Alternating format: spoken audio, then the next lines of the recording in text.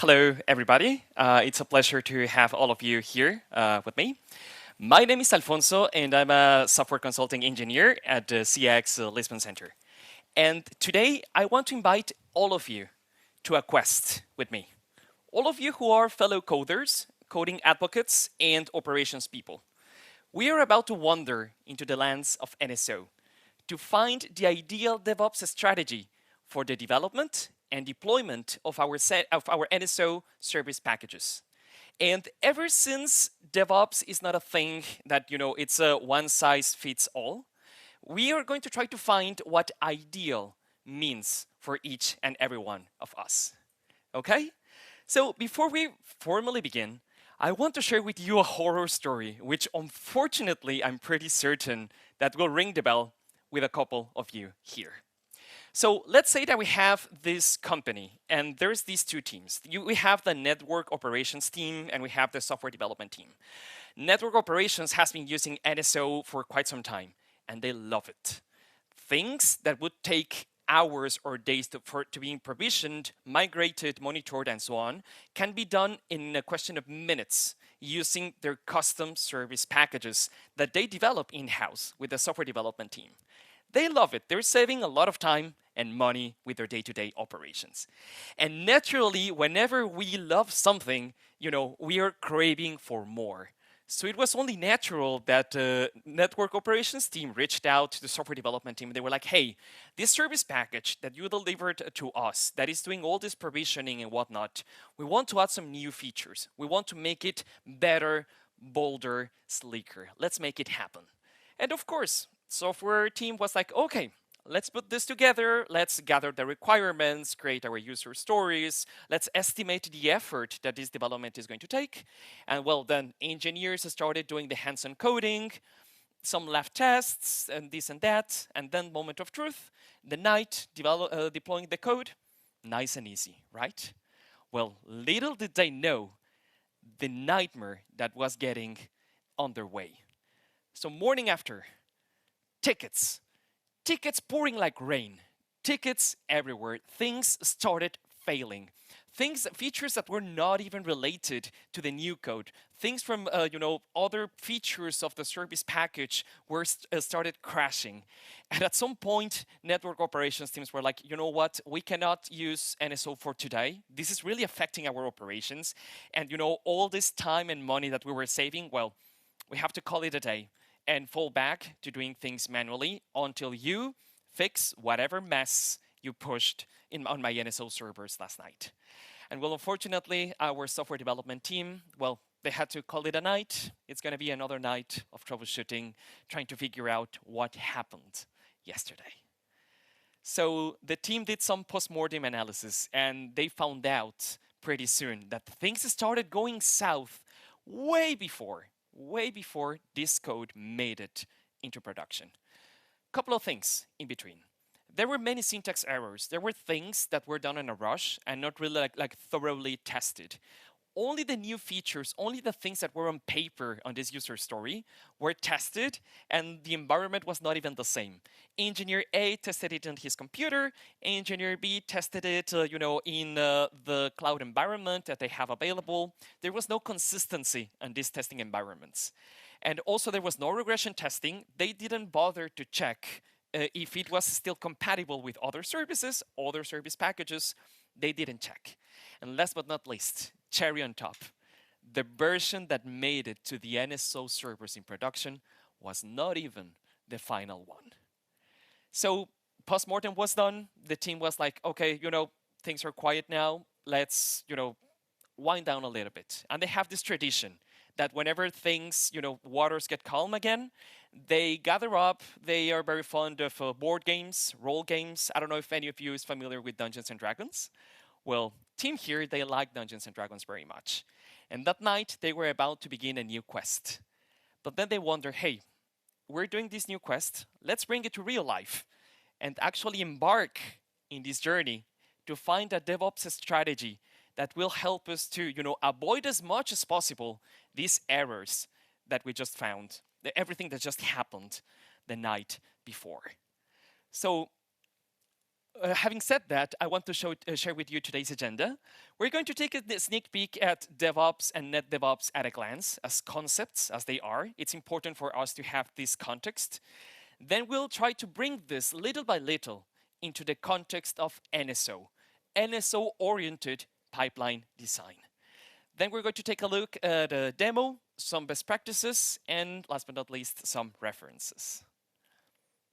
About the session, we're going to dip our toes into DevOps and NetDevOps. We're going to be, like a little bit of surface level, but deep enough to have enough context. We're going to check some open source tooling that is the perfect fit for NSO, depending on which are your requirements in each and every one of your organizations. And we'll check some real life use cases, cool demos, and whatnot. We will not dig deeper into NSO services development or software delivery techniques all in all. For that, we have the resources from developer.cisco.com that Jesus just shared with us. Okay, so let's dig deep into the matter. DevOps and NetDevOps at a glance. I want to take 2 steps back and talk about how the DevOps term was coined. It is nothing recent. It's been there in the market for quite some time, but it came up in the world of software delivery people, of software-based products for a reason. We, as coding people, as software engineers, we want to deliver code with quality. We want to deliver code fulfilling all the standards that does the things that our user stories are promising. And more than often, we want to make it safe and sound to the end of the sprint. Am I right? And operations people, we want to have things up and running for our customers. We want to have a reliable environment. We want to do deployments with as little disruption as possible. We want to have the whole thing running 24/7. So this culture, because this is a culture, was born in an effort to bridge the gap between software people and operations people. And from this, we have a couple of interesting terms that I'm pretty certain that you've heard before. But let's just try to give them a little bit of shape. We start with continuous integration, and this goes more for the software people in the room. Continuous integration means that we're going to be taking the code efforts of each individual in the team, and we're going to be consistently merging it into a single source of truth. We have a coding product, a software-based product that is reliable, that has all our efforts combined, and it does what it needs to do. And then we have continuous delivery. We're taking this software product, we're bundling it, and we're making it available for bringing it into the people, for bringing it to our customers. And that's where we have continuous deployment. Because this product, this bundle that we have here from continuous delivery, we can either take it, like take this box, bring it ourselves to the masses, or we can let some sort of automated entity do it by itself so that we don't have to worry about it at all. Benefits. You are aware of the benefits already, I'm certain of that. So as we limit the manual intervention in the whole process from delivery to from development to delivery and deployment, the risk of having manual-based errors it's minimum. And we have more reliable delivery. We can bring more quality on a faster pace to our customers of this software product of our own. And now, these are the cornerstones of CI/CD. Continuous integration, continuous delivery, continuous deployment. You've seen this diagram before, but I just want to bring it into the conversation so that we're all on the same page. We start planning. Yes, what are we going to do with this software product? Which new features are we going to be adding? Right? This is the planning phase. We start with that, defining user stories, effort, and whatnot. Then our software engineers, hands-on coding, you know the drill. Let's make it happen. Then we have the building phase. And here I want to bring to you an interesting topic, which is a staging environment. Staging means nothing but to have this dummy place, like this dummy environment with all the features, all the capabilities, that mimic as close as possible what we have in production. Here we're talking about hosting OS version, libraries. If we're using, some sort of environment like Python, Java, which versions, which platforms, what are we using here?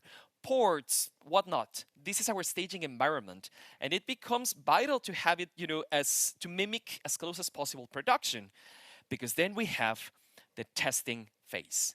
And testing is nothing but making certain of three things. Our software product is doing what it should be doing now. It is doing well what it was doing before, and it is possible to deploy it. It is possible to install it, to have it in this staging environment, because that means that when we bring it, to the big place, to the production phase, it's going to work, and we don't have to worry about it. There is no surprises in there. Then once we test, all checks green. Green is our favorite color here. We go into release. We're taking this software product and we're bundling it. That means that we're putting it, in this little box. It needs to be, if it's a compiling language, it needs to be compiled. So we make it shippable enough so that we can bring it somewhere else. What is this somewhere else? Well, it is where our customer is going to be consuming, is going to be using this software product. And then last but not least, our user is going to be using this product, is going to be operating it. And if a user finds something fishy, well, has to let us know. We have to be constantly monitoring it. There's new features, defects, whatnot. Well, it's our responsibility to bring it forward, planning phase, and we start all over again. These are the cornerstones of CI/CD: continuous integration, continuous delivery, continuous deployment. Okay? And the benefits in what comes to bringing our team up to speed, they're pretty obvious. Take, for contrasting a little bit here, we can take, for example, the traditional waterfall project, development methodology.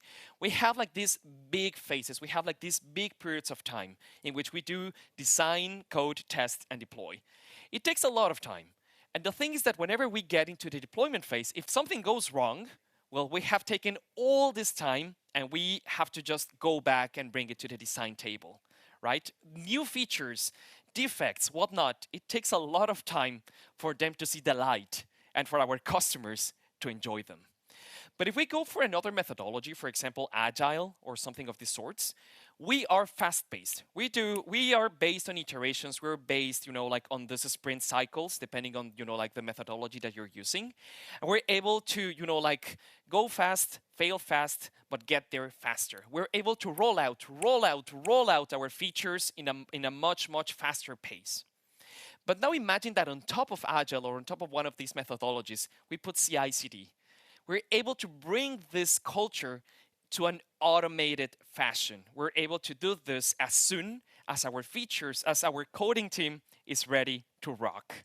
And that is something that, as you can see here, can potentially bring our teams up to speed. And now, DevOps, all in all, was built for software-based products. And if we think about it, our service delivery based on NSO is nothing but software. It's nothing but code. We have all the logic, we have all the abstraction of our networks, which is incredibly complex. But at the end of the day, this is code in our hands. So that's when, these practices merged, the networking world and the DevOps culture, and the term of NetDevOps was coined. Because we can drive the rollouts of services, of configurations and whatnot in our networks, on different ways, depending on, the reachability, layering and whatnot, by using code and, by having NSO as our ally. Of course, NSO is not the only platform out there. Like if we bring the culture of infrastructure as code, all the tooling and whatnot, we can still base our effort, our mindset on NetDevOps. And the benefits are pretty obvious, may I say. We can mitigate the disruption risks by bad code, by bad rolling out of our services. We have more quality, more assurance, and all in all, we can bring these services to our network in a better way. Having said that, let's try to bring this culture of NetDevOps, let's try to pull it little by little into our NSO day-to-day job by using some pipeline design and some open source tools. But I'm talking about pipelines. What is a pipeline in general? So a pipeline is nothing but a series of processes. These processes happen on a sequential fashion and they are triggered automatically by some sort of action. It could be pretty much anything. So we have this layout, we have thing A, like process A, process B, process C, and they will happen top to bottom, left to right, and they will do things for us. And if you ask me which are the minimum, processes that we need for a pipeline, I will tell you that they are these 5. First of all, these processes, we're going to call them stages. This is very, very important. These are the 5 stages that, these are the minimum required for having a proper pipeline top to bottom under the context of, DevOps, net DevOps, and in our case, NSO. So it is develop, build, test, deliver, and optionally deploy. Deployment can be done manually or automatically, so we leave it here as an optional stage. All right? First things first, development. Pretty certain that most of you are aware of this term, but it's our single source of truth when we're developing, our source code management platform. It's where the code of our software delivery team is going to be sitting at. Our single source of truth in what comes to coding. So these tools, source code management, they're going to help us to do versioning of our code. They're going to help us to, control what's going on with the delivery, with the development of our service packages. I'm pretty certain that all of you here are aware of the most 2 popular platforms that we have out there, GitHub and GitLab. These are their mascots, if somebody hadn't seen them before. And well, this is going to help us to bring our teams up to speed. But what about, the core functioning of this source code management platforms? They're entirely based on a concept that is called a branch. A branch is nothing more but a container for a version. It's like the tracking of the versioning of any piece of source code.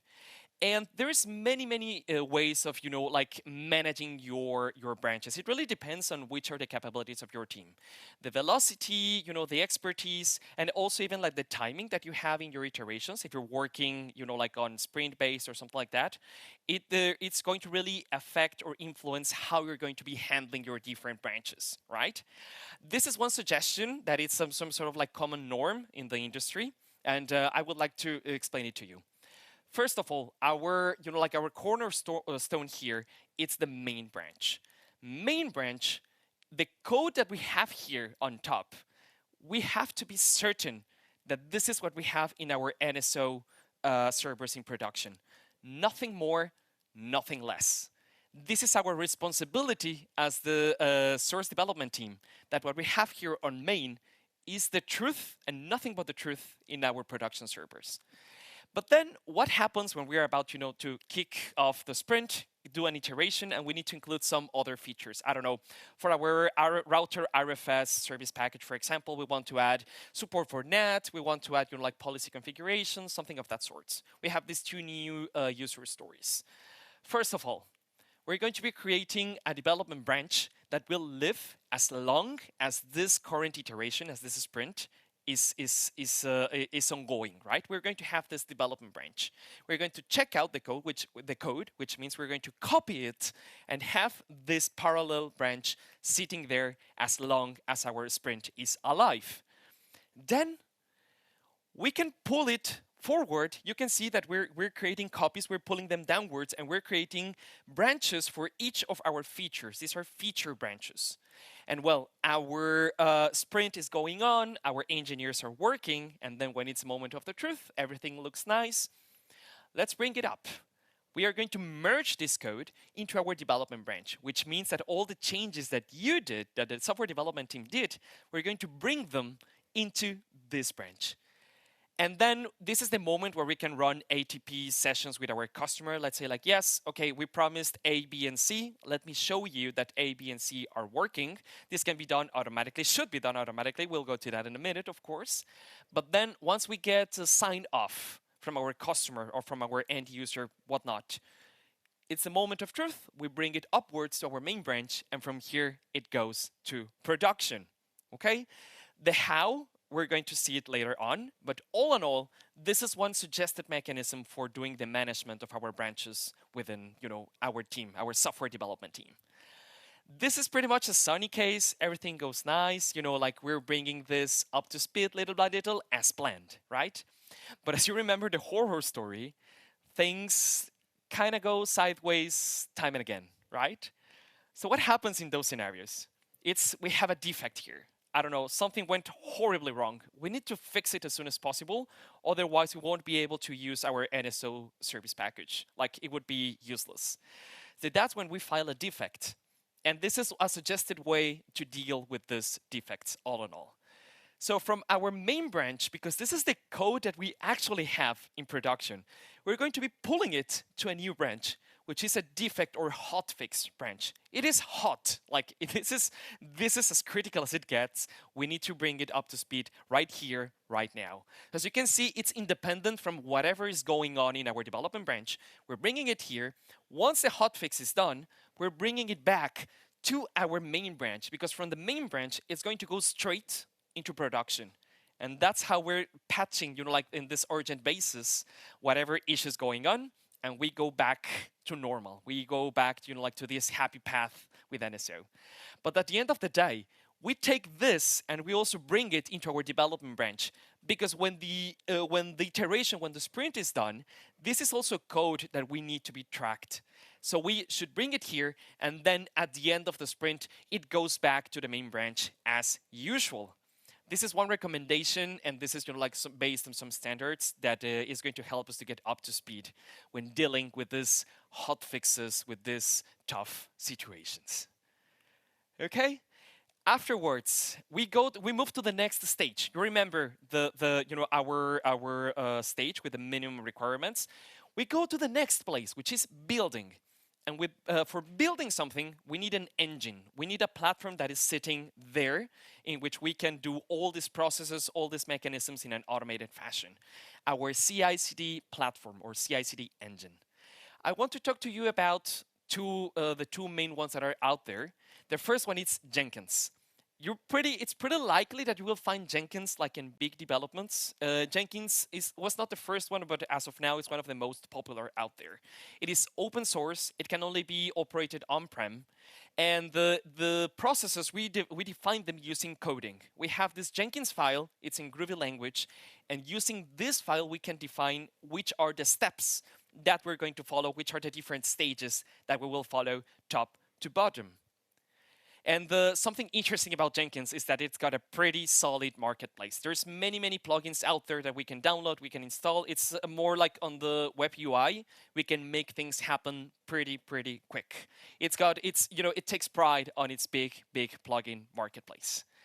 There's another option though, which is getting track. It's gaining popularity now more than ever, and it's GitLab. The orange fox here. It works as a single pane of glass. The thing is that it was fairly recently when the capabilities of CI/CD platform were integrated into GitLab. We define our stages with code using a YAML file. It's a specific YAML file. It's a GitLab-CI, and it is here where we define what's going to happen, which are our different stages. And the cool thing about GitLab is that it offers a single pane of glass, because it's also a source code management. It's also a source code management platform. That means that I have my Swiss knife here. On the single pane of glass, I have my software development. I have my CI/CD, project management as well. Nice and easy. We can use GitLab for that. And we have, the cloud flavor, on-prem flavor, different versions, paid, community versions. We can make a good use of the orange fox here. Let's bring it forward. This is action. This is showtime here. A software development team. They just finished this feature. I think it's working. Let's give it a go. So the moment they merge, the moment they're pushing this changes in the code to our orange fox, what's going to happen? Whether it's a push or a merge, whatever, we're going to be triggering our pipeline here. And this is where magic begins. First of all, we talked about our staging environment. That's a responsibility of the building stage. We want to create this scenario as close as possible to that in production. It implies many, many things. We want to have the proper NSO version. We want to have, for example, if we're using Python, we want to have the proper Python version, proper Java version. We want to have everything in there. If we're using Nets, I don't know if we're using Cisco IOSXR, Huawei, Juniper, Nokia, whatever. We want to have all of that deployed in this NSO dummy server, so to say, that is sitting in our staging environment.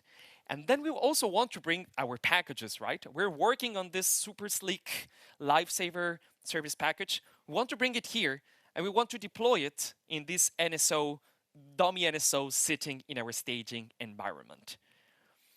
There's one tool that will help you do this, on the blink of an eye. You might be familiar with this project. It was developed in-house, by the Cisco business unit here in Stockholm. It's called NSO in Docker, or NID.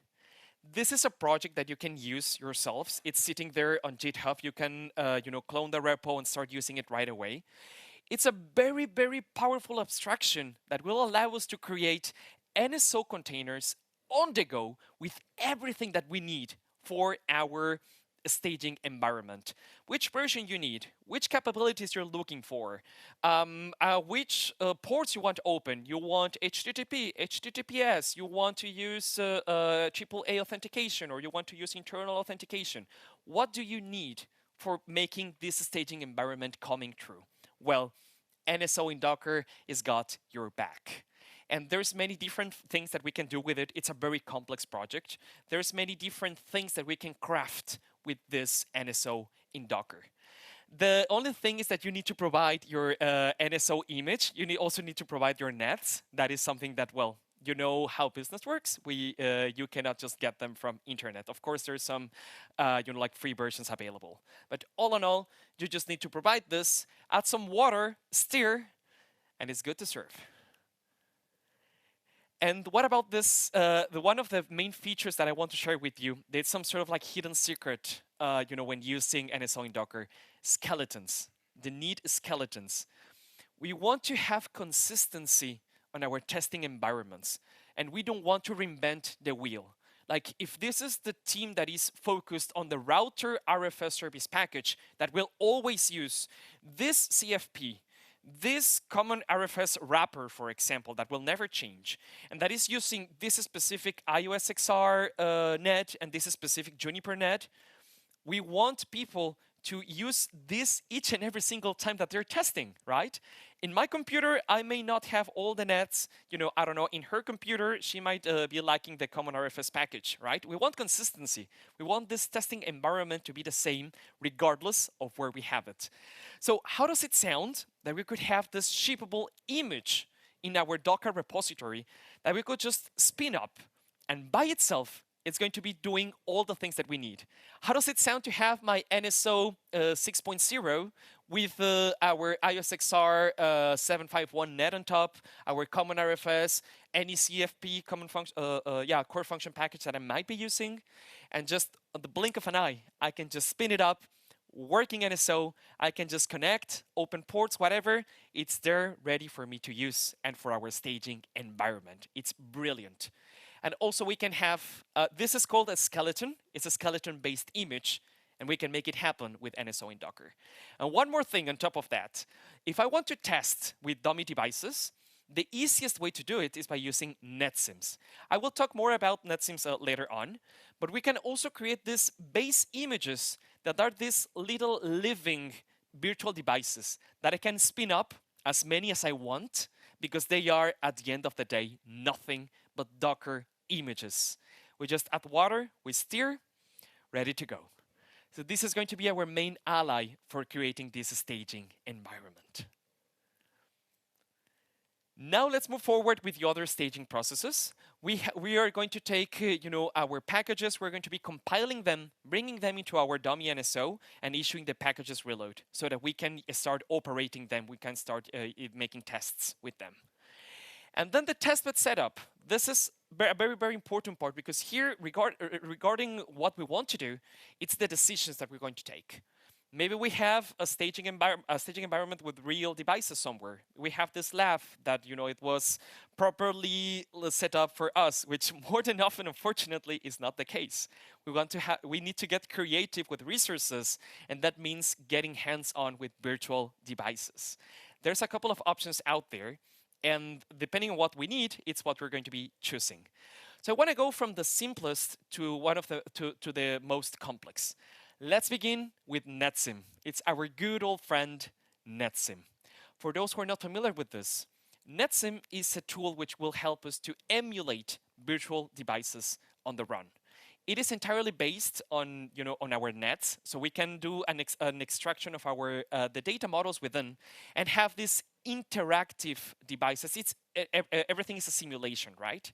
We're simulating this interactive device entirely based on data models from our nets, and it is there for us to use. We can connect to it, we can onboard it on NSO, we can do sync from, sync to, push configurations, connect it with our services, and so on, like if it was a real device.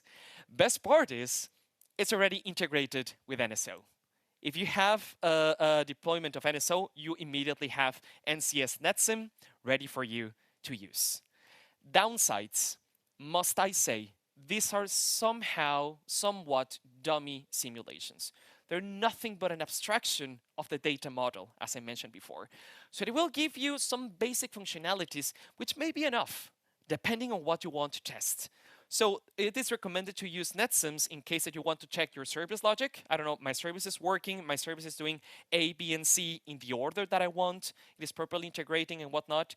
I am pushing the payload that I expect with all its capital letters, hyphens, I don't know, masks and whatnot, but nothing more.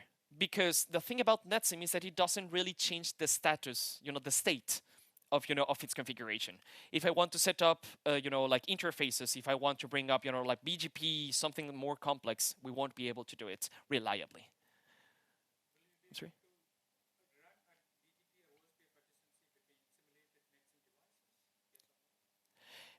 Not really.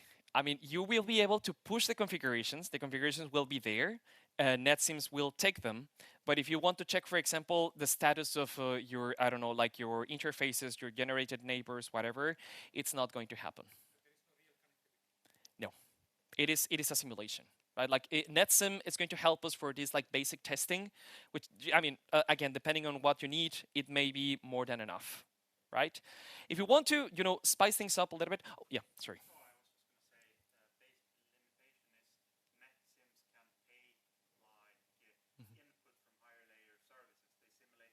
Mhm. Yes. Mhm.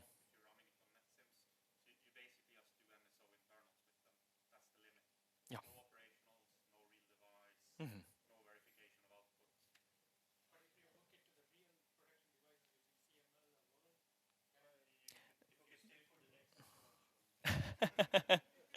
Yeah, and following up on that, oh, yes.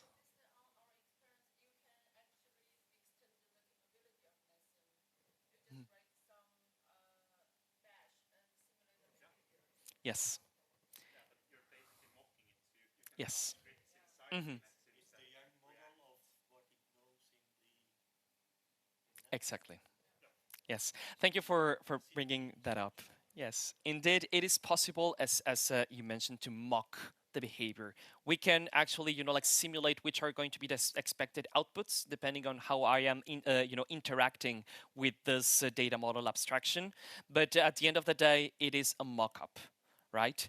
If we want to bring things to a new level, if we want to spice this up a little bit, our main ally is Cisco Modeling Labs, or CML. This project, it was formerly Biril, if I'm not mistaken. That's how it's pronounced. But now it's been revamped and it has a whole bunch of new cool capabilities. And it is here where we are properly able to simulate devices, and not only that, but actually bring it forward. The way CML is built, it allows us to declare our topologies on files. And we can just swap these files depending on what we need, depending on the tests that we need to run. And yeah, we can just plug in. It's either to each individual device or like all in all, we can leverage the APIs of CML and just bring there our more complex testing. Maybe we want to check, this complex topology, BGP, something of that sorts. CML is your de facto tool to make it happen. Unfortunately, it is not included on NSO as Netsim is, certainly. So yeah, you will need to talk, with your account manager and so on. But the solution is there, and trust me, it's really, really good. CML. Yes, exactly. Yeah, thank you.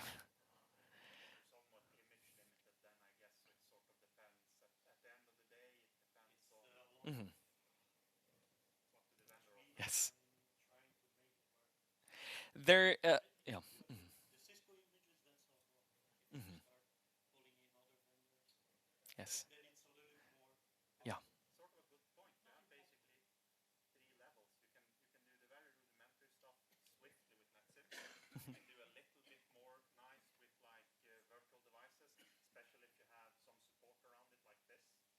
Mhm. We go to our staging labs, if our environment is kind enough to provide them, if there's the resources for it.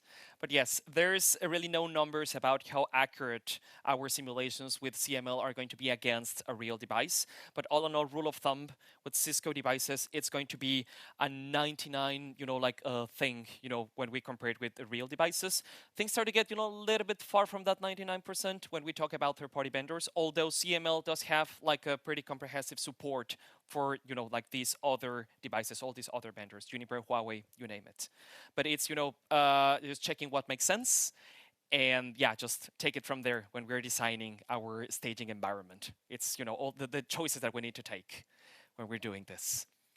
Moving on, what do we really want to test? We're doing all of this. We're taking all this time. We're investing all this effort, all these resources for this. What do we actually want to prove at the end of the day? Well, we can wrap it up in three different categories, and we can start with the smoke tests. These tests are nothing more than our service is running. I was able to deploy my service on this specific NSO version with this specific Python, Java, underneath, with these libraries, with these third-party integrations, and on this environment. Smoke tests is nothing but I was able to make the thing run, basically. And it is something that we're doing on these other stages when we are putting together our staging environment. Then we have the more comprehensive testings, which are end-to-end. And it all comes to CRUD. Of course, it's you know the acronym: creating, reading, updating, deleting, maybe some specific behaviors. But all in all, we want to check the thing top to bottom. How does our service package is operating? And last but not least, one of the most important parts here, if you remember the horror story that we began with, regression tests. We want to make sure we didn't break anything and that the bugs in the past don't come back hunting us. Yes?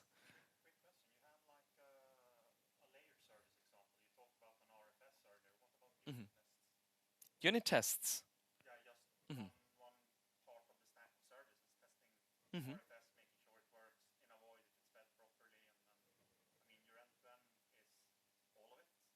Mhm.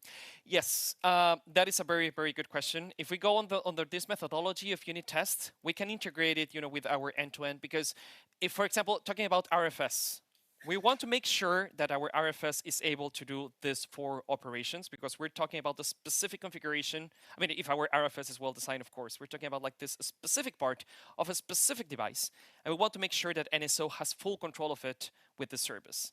So that's where we can bring unit tests. I'm going to bring this a little bit more forward, unit testing, but it is a perfect match for the core essence of our RFS packages. So that's where it would get in our CRUD of this service of this RFS. Okay. But thank you for bringing this into the conversation, because there's many different technologies out there, many different approaches that we can use, for our tests. All in all, we can rely on unit tests I mean, as mentioned, this is a perfect fit in case that we want to do like CRUD. If we have some other, like legacy tests, some code that we're bringing from somewhere else, we can definitely bring it into this phase, into this stage of our pipeline. If you want to bring it into the next level, do something a little bit more complex, more integrated, you may have seen in yesterday's session by our colleague Maciej that we have robot framework.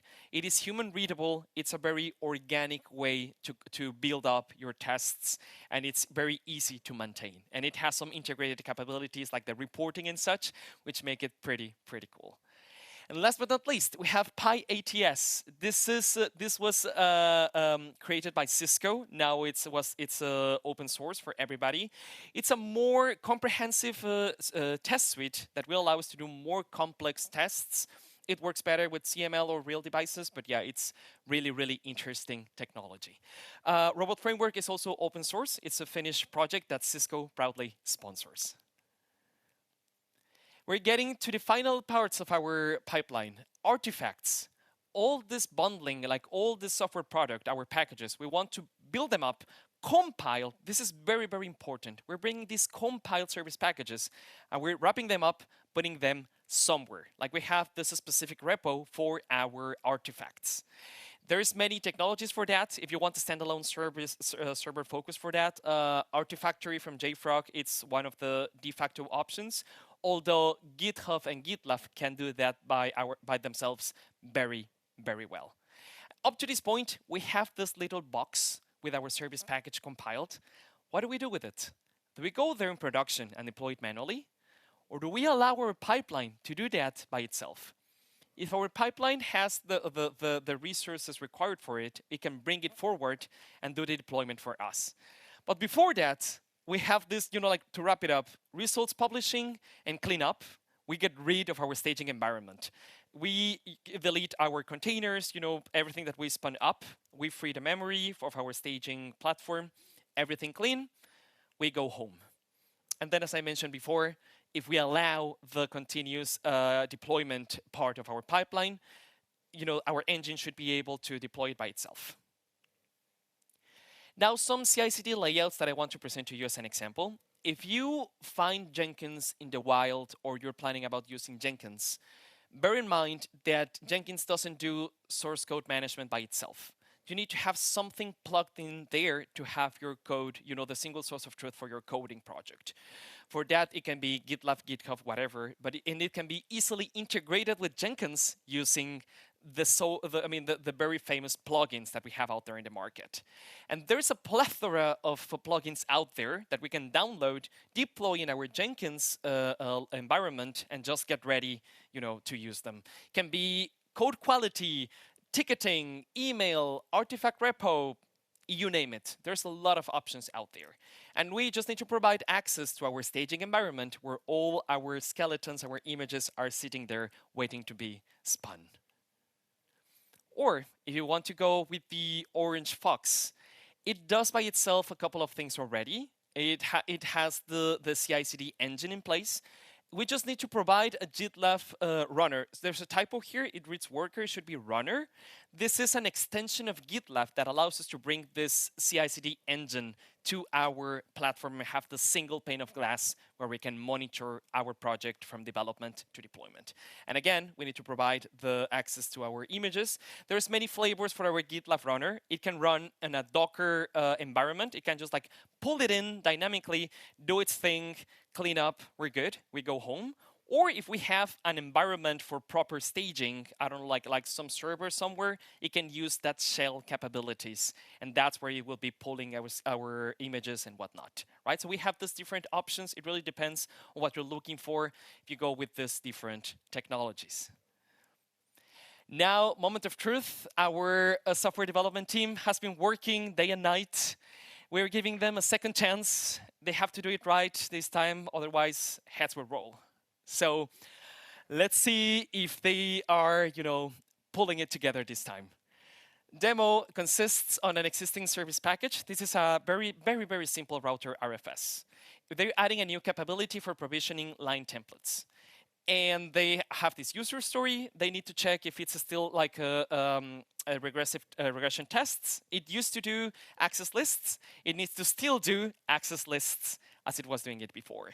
And of course, all previous tests must pass.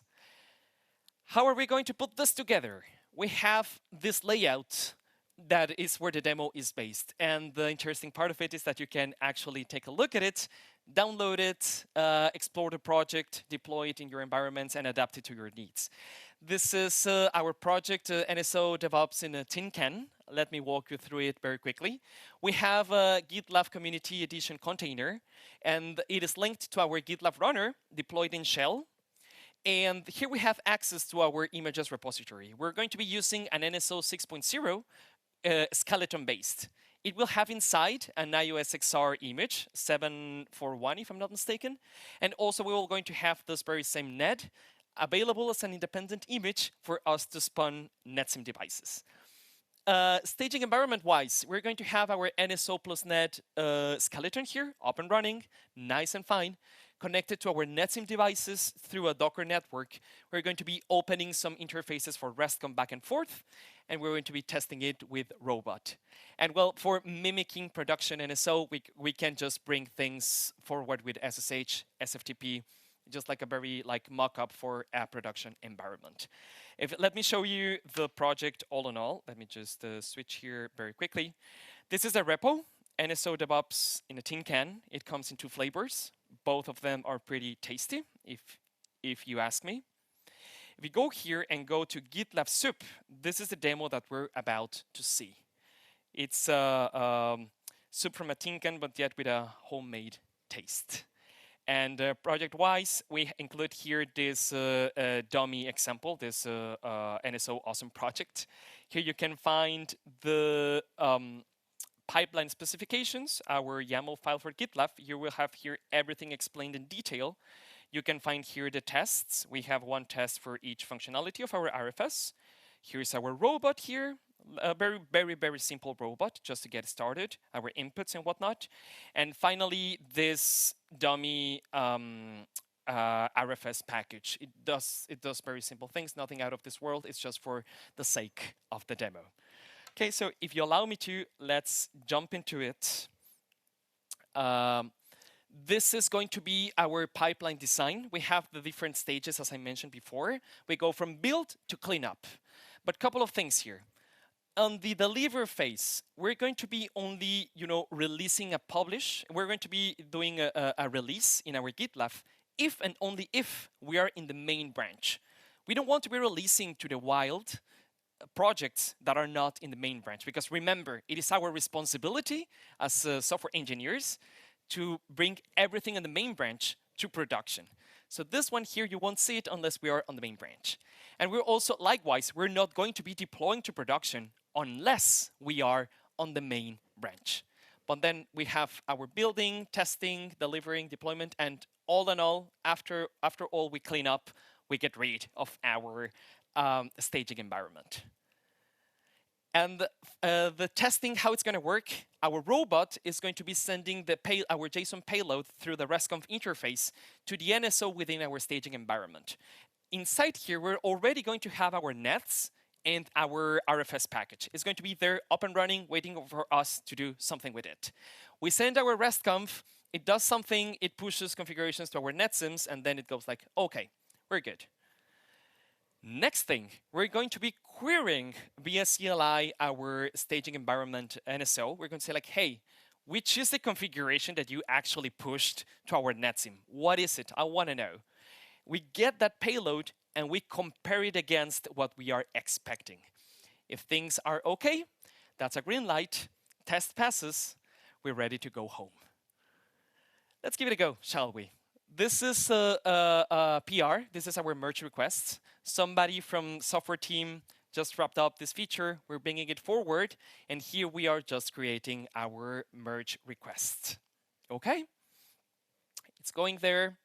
And now we're going to be kicking off our pipeline, as you can see here. It is running. This is the message of our merge. And you can see here that all the different little stages are running. We already have our NSO staging. There, our NSO container was just spun up. Because it's based on a skeleton, it already has our net inside, so we don't need to worry about bringing our net here. And then here we have our packages staging. We are bringing the packages from our repo, and we're putting them inside our staging NSO. It is loading there, and yeah, we'll see how it goes next. You can see here that we issued a packages reload. It is already there. We're ready to go into action with our tests. Before that, we have to do our testbed staging, as you can see here. That means spinning up our Netsim devices based on these Netsim containers that we have available here. Okay, it's working. Yes, we can see that our Netsim is already in place, and we are now trying to onboard it into our NSO, right? We're changing here some IPs, doing some NCS.conf tweaking and whatnot. We're just bringing things there up to speed. Okay, I know that the logs look a little bit small, but bear with me. You can check this afterwards in the documentation. It's pretty well explained in our YAML file. Okay, now let's move forward. Everything is ready. Let's kick off our tests here. You can see that all the tests are running. Here we have our first one. And, okay, let's get into it very quickly. Our test, you can see that it is passing, okay? It is passing here. Tests are okay. We're ready to go. Okay, let me jump in here. Okay, our release. If we are on our main branch, we're going to be publishing this release. We will see that in a minute. Okay, you can see that we have all our packages already compiled. It is in a zip file, and we can actually access it through our pipeline. We'll see that here in a moment. Yeah, it has passed. Okay, well, yeah, here, clean up. We need to get rid of our staging environment. Nice and easy. We delete all the Docker resources. It's gone. And then, yeah, if we go to our pipeline here, hold on. Artifact delivery, yes. I want to show you. Okay, let me jump into the next one. We're merging here. Let's jump because we're getting a little bit short of time. We can have our artifacts published as a release.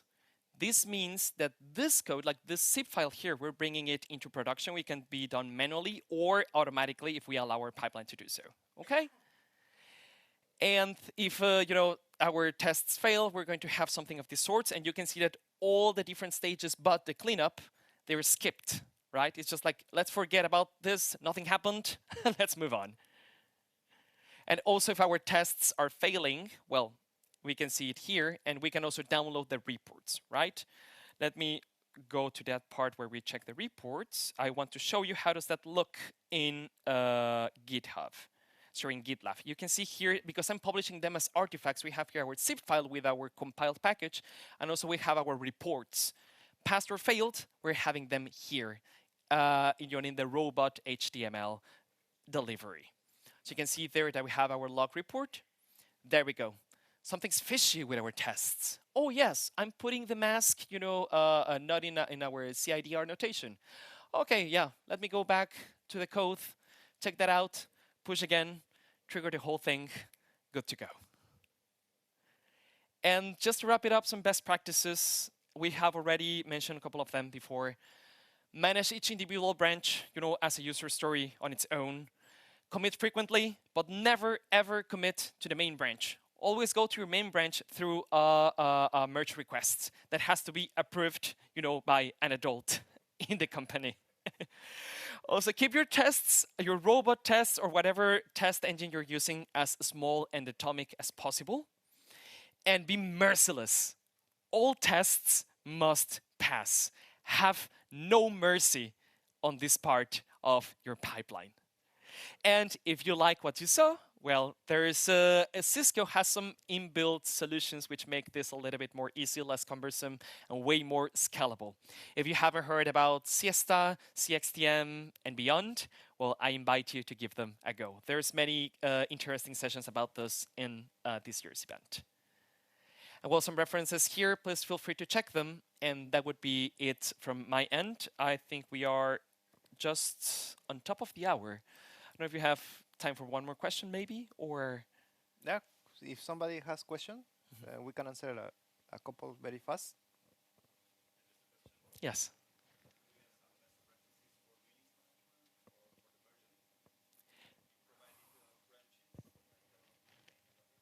Mhm.